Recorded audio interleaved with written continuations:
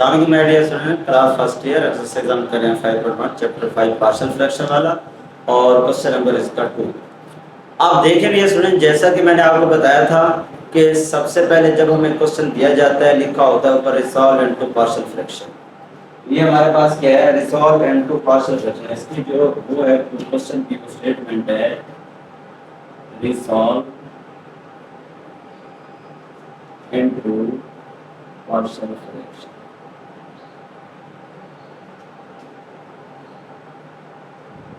Resolve into partial fraction. अब ये जो लिखा जाता है रिजॉल्व इनटू पार्शियल फ्रैक्शन, अब आपने जब ये क्वेश्चन दिया जाता है तो सबसे पहले आपने देखना होता है कि ये प्रॉपर है या इम्प्रॉपर है। पहला स्टेप हमारा ये होता है जो हम सबसे पहले चेक करते हैं, ये प्रॉपर है या इम्प्रॉपर है। जब हमें पता चल जाता है, क्योंकि जो पार्शियल फ्रैक्शन होता है वो प्रॉपर फ्रैक्शन पे यूज किया जाता है, प्रॉपर वाले टर्म पे यूज किया जाता है, यानी पार्शियल प्रॉपर। अगर इम्प्रॉपर है तो उसके ऊपर पार्शियल फ्रैक्शन यूज नहीं करेंगे, पहले उसको प्रॉपर बनाएंगे फिर उसके ऊपर पार्शियल फ्रैक्शन यूज करेंगे। इसलिए सबसे पहले स्टेप हम यही देखते हैं कि जो हमें क्वेश्चन गिवन है वो प्रॉपर है या इम्प्रॉपर है। प्रॉपर जैसे कि मैं बता चुका हूँ, जो डिवाइड हो सके वो इम्प्रॉपर होता है, मीन्स जिसमें नोमिनेटर की पावर जो है डिनोमिनेटर से क्या हो, लेस हो, वो प्रॉपर होता है। यानी यूँ समझें कि नोमिनेटर की पावर जो है वो कम होनी चाहिए डिनोमिनेटर की पावर से, तब वो प्रॉपर यानी डिवाइड नहीं हो सकता। जो इम्प्रॉपर होता है वो डिवाइड हो सकता है, यानी जिसमें नोमिनेटर की पावर जो है डिनोमिनेटर से ग्रेटर हो, वेरिएबल की पावर, यानी नोमिनेटर की जो वेरिएबल की पावर है वो डिनोमिनेटर की वेरिएबल की पावर से ग्रेटर हो या बराबर हो, इक्वल हो, तो वो डिवाइड हो सकता है। तो वो इसका मतलब है इम्प्रॉपर है। तो पहले उसको प्रॉपर बनाएंगे फिर उसके ऊपर पार्शियल फ्रैक्शन यूज करेंगे। आप जैसा कि ये क्वेश्चन दिया हुआ है, अब आप देखें एक्स स्क्वायर, और अगर इसको सिंपलीफाई करें, नीचे फार्मूला बन रहा है x plus one x minus one, ये भी आपके पास बन रहा है x square minus one. Nominator में भी एक्स स्क्वायर प्लस वन है, डिनोमिनेटर में भी एक्स स्क्वायर माइनस वन है, तो सेम है, तो ये डिवाइड हो सकता है, ये इम्प्रॉपर है। इसके ऊपर अभी हम पार्शियल फ्रैक्शन यूज नहीं कर सकते, सबसे पहले हम इसको प्रॉपर बनाएंगे फिर उसके बाद इसके ऊपर पार्शियल फ्रैक्शन यूज करेंगे। आप देखेंगे स्टूडेंट्स, इसको प्रॉपर बनाने के लिए जब हम डिवाइड का अमल करेंगे तो नीचे वाली टर्म जो है, ऊपर वाली टर्म जो है इसको अंदर रखेंगे और नीचे वाली टर्म पे डिवाइड करेंगे। ये फार्मूला बन जाएगा एक्स स्क्वायर माइनस, ये आपके पास है, यानी जो नोमिनेटर वाली टर्म है वो उसको डिवाइड करेंगे किसके ऊपर, डिनोमिनेटर वाली टर्म के ऊपर। अब देख रहिए स्टूडेंट्स, हमारे पास किसकी वन की बारी जाएगी, तो हमारे पास आ जाएगा एक्स स्क्वायर माइनस वन, और डिवीजन में आपको पता है साइन क्या हो जाते हैं, चेंज हो जाते हैं, ये कट हो जाएगी टर्म, वन और वन टू, ये आपके पास है। अब ये आपके पास देखें, आगे मजीद डिवाइड नहीं हो सकता। अब जब इनको लिखा जाता है, सॉल्व किया जाता है, तो इस तरह किया जाता है कोशेंट प्लस रिमाइंडर और बाय डिवाइजर, ये आपके पास quotient plus remainder by divisor. अब ये चीज जब यहाँ पे हम लिखेंगे तो हमारे पास यहाँ पे जो कंडीशन है वो है x square plus one divided by x plus one into x minus one is equal to, तो अब क्वेश्चन आपके पास क्या है, वन है, और रिमाइंडर आपके पास कितना है, टू है, और डिवाइजर आपके पास क्या है, एक्स स्क्वायर माइनस वन। इससे आप इक्वेशन ए कहते हैं, ये हमारे पास इक्वेशन ए। अब आप ऐसा करते हैं, क्योंकि जो पार्शियल फ्रैक्शन अब ये हमारे पास प्रॉपर बन गई, अब ये टर्म प्रॉपर बन गई, क्योंकि हमने फ्रैक्शन वाली टर्म लेनी है। वन जो है ये फ्रैक्शन वाली टर्म नहीं है, वन के नीचे वन लिख सकते हैं लेकिन ये कोई टर्म नहीं है, ये इसके ऊपर पार्शियल फ्रैक्शन यूज नहीं हो सकता। अब हम कहेंगे ये वाली टर्म जो है, जो सेकंड टर्म है two x square minus one, इसके ऊपर हम पार्शियल फ्रैक्शन यूज करेंगे, इस टर्म को लेंगे, और ये टर्म आपके पास अब बन चुकी है प्रॉपर, मजीद ये डिवाइड नहीं हो सकती। अब इसके ऊपर हम पार्शियल फ्रैक्शन यूज करेंगे, तो इसको पार्शियल फ्रैक्शन यूज करेंगे, तो यहाँ से लिखेंगे टू डिवाइडिंग बाई जो एक्स स्क्वायर माइनस वन है, इसको दोबारा वही लिख देंगे एक्स प्लस वन और एक्स माइनस वन। जब ये हम लिख लेंगे उसके बाद हमारा नेक्स्ट स्टेप होता है, वो ये पहला स्टेप तो होता है कि हम प्रॉपर और इम्प्रॉपर चेक करते हैं। दूसरा स्टेप होता है हम फैक्टर चेक करते हैं कि यहाँ पे हमारा कौन सा केस अप्लाई हो रहा है। क्योंकि इस पूरे चैप्टर में हमने 4 केस पढ़े हैं। 2 हैं नॉन रिपीटेड लीनियर, 2 हैं लीनियर फैक्टर के और 2 हैं क्वाड्रेटिक फैक्टर के। जो लीनियर फैक्टर है उसमें फिर 2 केस हैं। एक आपके पास है नॉन रिपीटेड लीनियर फैक्टर, एक आपके पास है रिपीटेड लीनियर फैक्टर। जो आपके पास है क्वाड्रेटिक के अंदर, तो क्वाड्रेटिक में भी 2 केस हैं। एक है नॉन रिपीटेड क्वाड्रेटिक फैक्टर, एक आपके पास है रिपीटेड क्वाड्रेटिक फैक्टर। अब यहाँ पे हम जो ये हमारे पास है ये नॉन रिपीटेड लीनियर फैक्टर है। नॉन रिपीटेड से मुराद ये x प्लस 1 x में मुख्तलिफ टर्म है। रिपीटेड से मुराद ये होता है कि लीनियर फैक्टर में आपके पास ऐसे टर्म है जो x प्लस 1 का स्क्वायर। स्क्वायर का मतलब ये है कि ये जो x प्लस 1 है ये 2 टाइम रिपीट हो रहा है। यानी x प्लस 1 इसका मतलब ये x प्लस 1 का मतलब है x प्लस 1 यानी ये 2 टाइम है। इसको हम कहते हैं रिपीटेड फैक्टर। ये लीनियर फैक्टर है और रिपीटेड लीनियर फैक्टर है। और ये जो आपके पास है देखिए दोनों डिफरेंट फैक्टर हैं। ये नॉन रिपीटेड लीनियर फैक्टर है।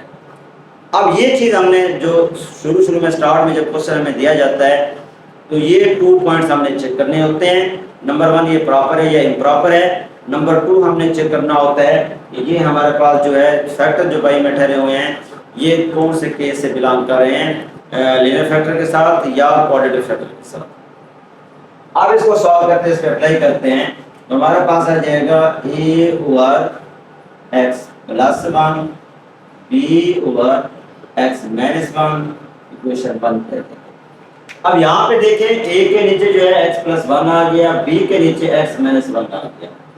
और यहाँ तक पहुँचने के बाद आप जो a के नीचे वाली टर्म, अब आपकी मर्जी ये जरूरी है मैंने a के नीचे x प्लस 1 लिखा है, आप x माइनस 1 भी लिख सकते हैं और x प्लस 1 को आप b के नीचे भी लिख सकते हैं। इसका कोई वो नहीं है कि जो जिस स्टूडेंट की जो मर्जी चाहे जो फैक्टर भी जिसके नीचे लेना चाहे आप ले सकते हैं। जरूरी है x प्लस 1 है तो मैंने a के नीचे x प्लस 1 लिखा तो आप a के नीचे x माइनस 1 भी ले सकते हैं। ये बनाने के बाद अगला स्टेप हमारा होता है कि जो बाई में टर्म है, जो बाई में बटे में टर्म है, जो बाई डिवीजन में टर्म है, इसको हमने कैंसिल करना होता है।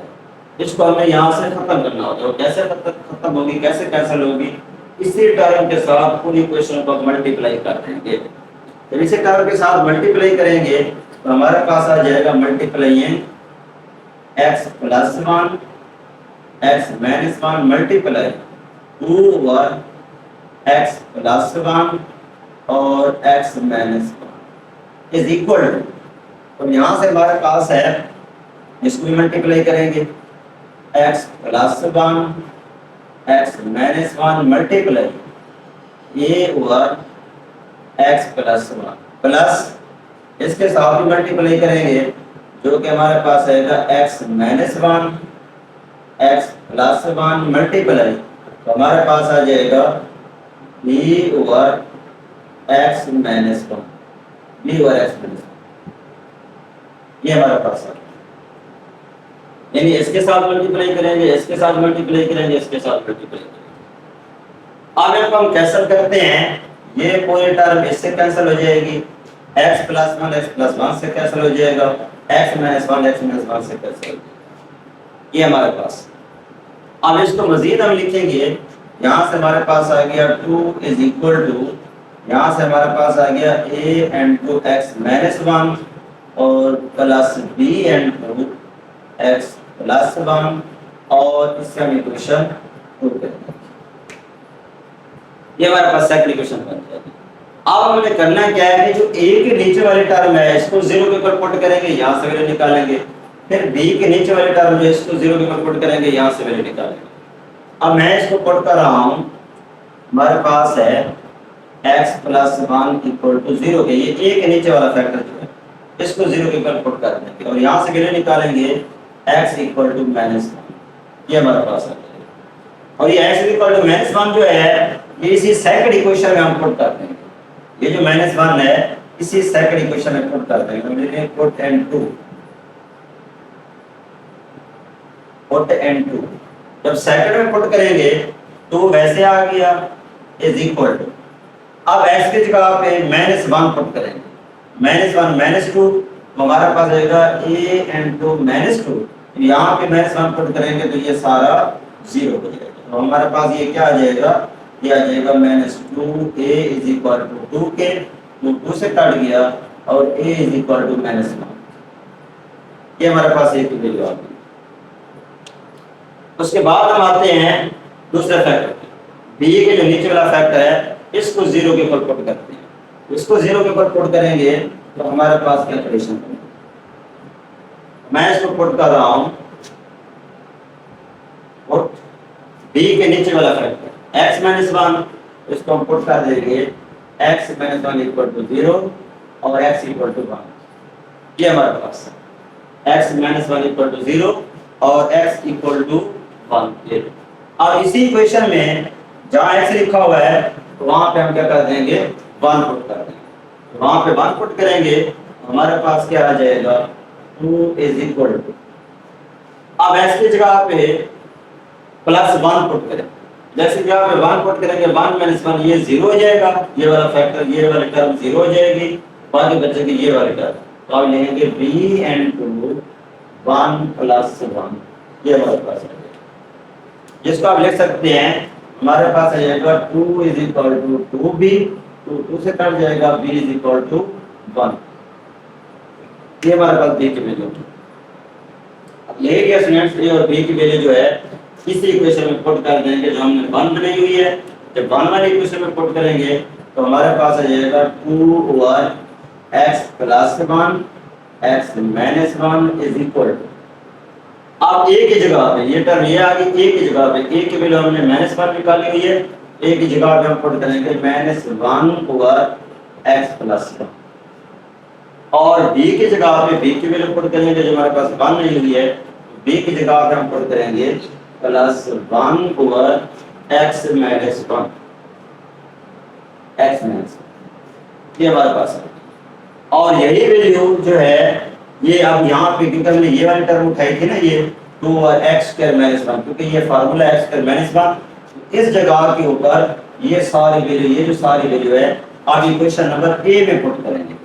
जब इक्वेशन नंबर a में पुट करेंगे तो ये वाली टर्म आ जाएगी, ये वैसे आ जाएगी हमारे पास, और इसको हम लिखेंगे x स्क्वायर डिवाइडिंग बाय, ये हमारे पास x प्लस 1 x माइनस 1, ये हमारे पास आ गई x plus 1 x minus 1 is equal to, ये 1 जो ठहरा हुआ ये 1 आ जाएगा, 1 प्लस यानी 1 वैसे आ गया, और आगे इसका जो अंश है वो हमारे पास ये है सारा, ये जो हमने निकाला हुआ ये सारा अंश। अब इसकी जगह पे इस सारे की जगह पे तो हम ये वाली वैल्यू पुट कर देंगे जो कि हमारे पास ये माइनस हो जाएगी, minus 1 over x plus 1 plus 1 over x minus 1। ये भी इसमें हमारे पास क्या आ गया है अंश आ गया। उम्मीद है आपको ये समझ आ गया होगा कि जब भी हमें क्वेश्चन दिया गया होगा सबसे पहले हम उसको चेक करेंगे कि वो हमारे पास प्रॉपर है या इम्प्रॉपर है। तो क्योंकि जो प्रॉपर होता है उसके ऊपर पार्शियल फ्रैक्शन यूज होता है, इम्प्रॉपर के ऊपर पार्शियल फ्रैक्शन यूज नहीं होता, इसलिए पहले हम इसको क्या करेंगे प्रॉपर बनाएंगे। अगर जिस तरह ये इम्प्रॉपर था हमने पहले इसको प्रॉपर बनाया, फिर उसको यहाँ पे लिखा, फिर उसके बाद उसके पार्शियल फ्रैक्शन यूज किया, उसमें हमने a और b की वैल्यू निकाली, जब a और b की वैल्यू निकले तो हमने इसी क्वेश्चन में क्या कर दिया पुट कर दिया। तो इस तरह फिर हमने क्या किया ये सारे वैल्यू जो है इसको जो हमें क्वेश्चन गिवन था उसके मुताबिक इसको सॉल्व करते हैं। और उसके बाद आपने ये दो बातें ध्यान में रखनी है। सबसे पहले आपने देखना है प्रॉपर है इम्प्रॉपर है, प्रॉपर है तो आप पार्शियल फ्रैक्शन यूज कर दें, अगर प्रॉपर नहीं है इम्प्रॉपर है तो सबसे पहले आप उसको प्रॉपर बनाएंगे फिर उसके ऊपर पार्शियल फ्रैक्शन यूज करेंगे।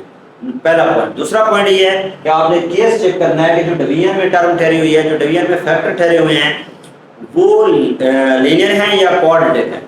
लीनियर है तो लीनियर वाले केस अप्लाई करेंगे, क्वाड्रेटिक है तो क्वाड्रेटिक वाले केस अप्लाई करेंगे। उम्मीद है डियर स्टूडेंट ये क्वेश्चन आपको समझ आ गया होगा।